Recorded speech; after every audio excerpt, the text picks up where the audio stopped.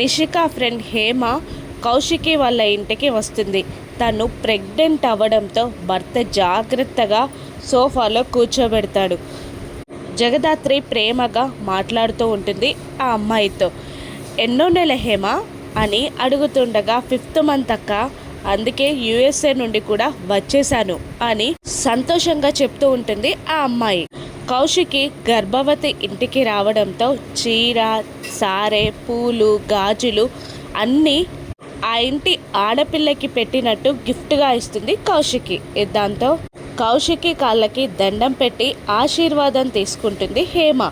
ఆ తర్వాత జగదాత్రి దగ్గర కూడా హేమ ఆశీర్వాదం తీసుకోబోతుండగా నిషిక ఏ ఆగవే అని ఆపేస్తుంది.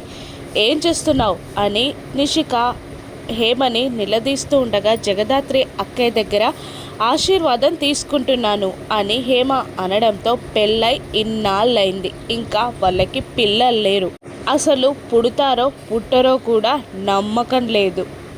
ఇన్నాళ్ళుగా పిల్లలు లేరు అంటే దీనికి కానీ వాడికి కానీ ఏదైనా లోపం ఉండొచ్చు అని జగదాత్రిని కేదార్ని అవమానిస్తూ జగదాత్రి మనసు బాధపడేలా నొచ్చుకునేలా మాట్లాడుతుంది నిషిక. దాంతో జగదాత్రి బాధపడుతూ ఉంటుంది. కానీ కౌశికి ఒక్క సెకండ్ కూడా లేట్ చేయకుండా వెళ్ళి నిషిక చెంప పగలగొడుతుంది. అందరూ షాక్ అయి చూస్తూ ఉంటారు కౌశికి వైపు. జగదాత్రి కేదార్లకి ఇన్నాళ్ళకైనా పిల్లలు పుట్టలేదంటే వాళ్ళలో ఏదో లోపం ఉంది అంటున్నావు.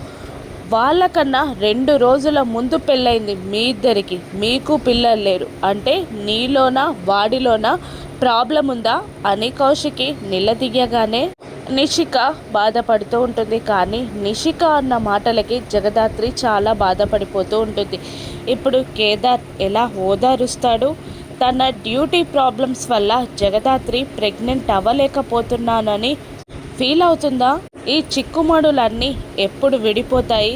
జగదాత్రి కేదార్లు ఆనందంగా ఎప్పుడు కాపురం చేసుకుంటారో రాను ఎపిసోడ్స్లో చూద్దాం. Thank you for watching.